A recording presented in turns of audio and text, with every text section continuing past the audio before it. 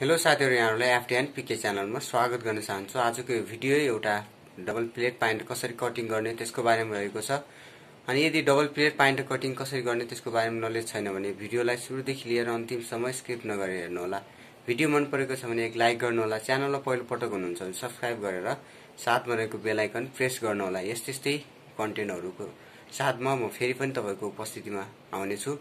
अनि यदि हजुरलाई सिलाइको भिडियोको जरुरी छ भने त्यो सिलाइको भिडियो तल एन्ड स्क्रिनमा र डिस्क्रिप्सनमा र माथि आई बटनमा प्ले गर्नेछ र त्यहाँबाट हजुरले हेर्न सक्नुहुन्छ। यसको बारेमा मैले प्यान्ट स्टिचिङ भनेर एउटा प्लेलिस्ट राखेको छु।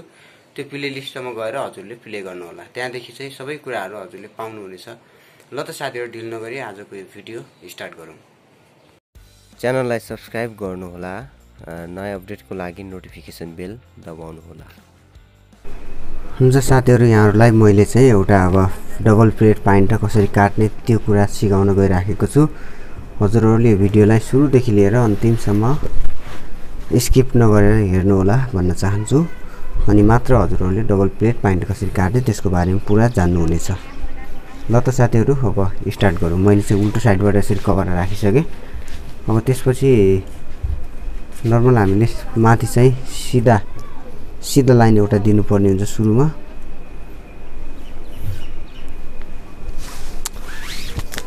त्यसपछि म यसको लम्बाइ 36 इन्ची लम्बाइ छ, कम्मर चाहिँ यसको 32 छ, मोरी 15 छ। यस नापमा म कटिङ गर्छु। यो लाइनदेखि तलसम्म हामीले चाहिँ यसको पुरा लम्बाइ चाहिँ 37 इन्ची यसको पुरा लम्बाइ छ, 37 इन्ची लिन्छु। त्यसमा प्लस 2 इन्ची फोल्डिङ र यसको फर्स्टमा कसरी राख्ने भन्दाखेरि 37 लाई भागा 4 गरेर राख्ने। 37 लाई भागा 4 गर्दाखेरि यसको चाहिँ 9.25 इन्ची हुन्छ। त्यसपछि यसको घुँडा चाहिँ 37 लाई भागा 2 गरेर राख्ने। 37 लाई भागा 2 गर्दा 18.5 हुन्छ। तर यसमा हामीले 2 इन्ची माइनस गर्ने, 20.5।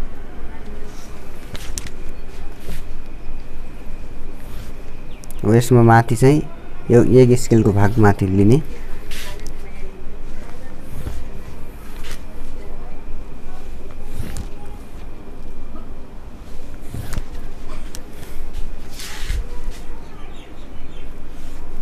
यसको किनारमा यस्तो खालको लाइन दिइसकेपछि अब यसको चाहिँ 32 इन्ची यसको कम्मर र 15 इन्ची यसको मोरी। अब यही 32 लाई नै हामीले भागा 4 गर्ने। भागा 4 गर्दा 8 हुन्छ, 8 चौको 32। त्यसमा हामीले नर्मल लगभग पौनी 3 चाहिँ हामीले राख्नुपर्ने हुन्छ। पौनी 3 हाम्रो यो प्लेटको भाग रहन्छ। त्यसमा हाम्रो 1.5 इन्ची हाम्रो अगाडिको राउन्ड भाग। त्यसपछि तलदेखि माथिसम्म बराबर गरेर हामीले यसरी सिधा स्केल गरेर राख्ने। त्यसपछि यहाँनिर चाहिँ आक्षेप गरिदिने राउन्ड। अनि त्यसपछि अब यसैलाई यो लाइनसम्म हामीले यस्तो गरेर 20 सेन्टर पोइन्ट निकाल्ने। यो सेन्टर पोइन्ट कति छ त्यति नै हामीले तलतिर लिने है। यसरी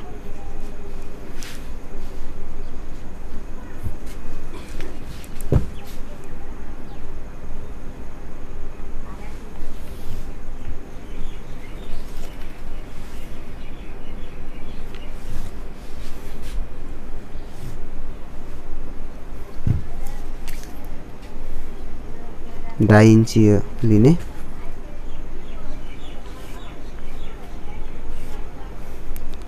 अनि यहाँदेखि यो लाइनदेखि तल हामीले आधा इन्ची जति यसको चाहिँ गिराउने भाग राख्नुपर्ने हुन्छ।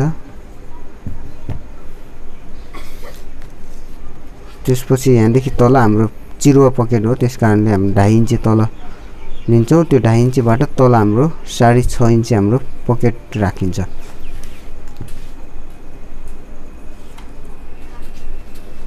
अनि त्यसपछि अब 15 लाई भागा 2 गर्दाखेरि 7.5 हुन्छ। 7.5 लाई नै भागा 2 गर्दाखेरि यहाँ कति आउँछ हामी यस्तो गरी फिता फुल्डो गर्छौँ। अब पौनी 4 आएको छ। त्यो पौनी 4 लाई 20 सेन्टरमा राखेर यता अनि 7.5 यता चिन्ह लगाउने।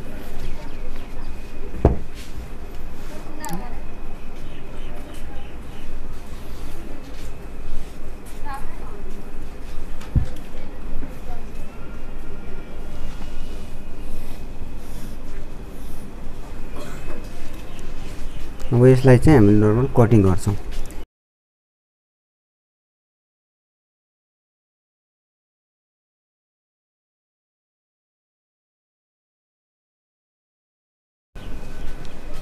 अब यसरी कटिङ गरिसकेपछि अब यहाँनिर हामीले फर्स्टनको भागमा चुट्का लगाइदिउँ, माथि प्लेटको भागमा पनि यसरी लगाइदिउँ चुट्का, अनि पकेटको भागमा पनि चिन्ह लगाइदिउँ।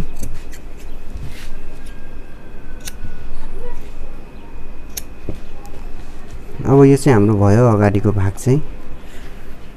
अब हामी पछाडिको भाग काट्छौँ, जो अब लुज छोड्नु पर्ने यताउति सबै हाम्रो त्यहीबाटै आउँछ है, यतैबाट।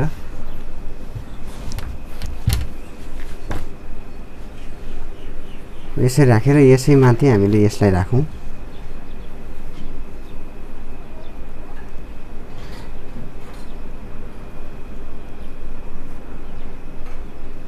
यस्तो गरेर राख्ने।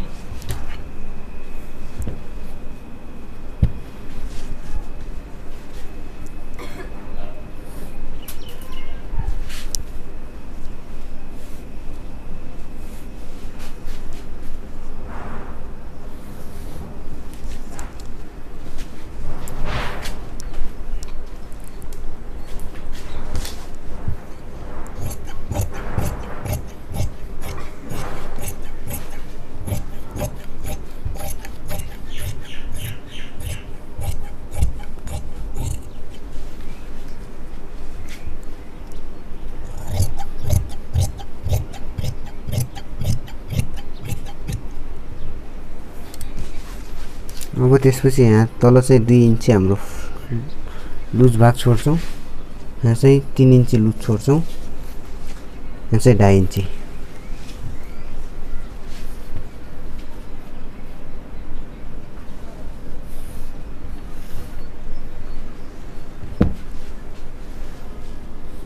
यो एउटा यो सिध लाइन दिएर त्यसपछि 1.5 इन्ची बाहिर र 1 इन्ची भित्र।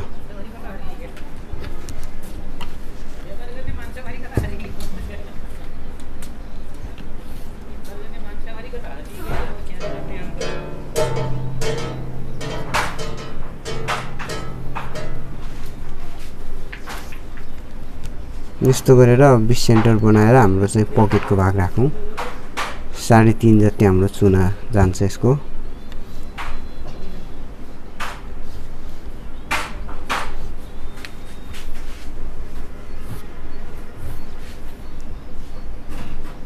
पकेट कति चौडा गर्ने अब त्यो चाहिँ आफू भर पर्ने कुरा हो। यो चाहिँ मैले 5 इन्चीको बनाएँ। त्यसपछि नर्मल अब यसलाई पनि कटिङ गरौँ हामी।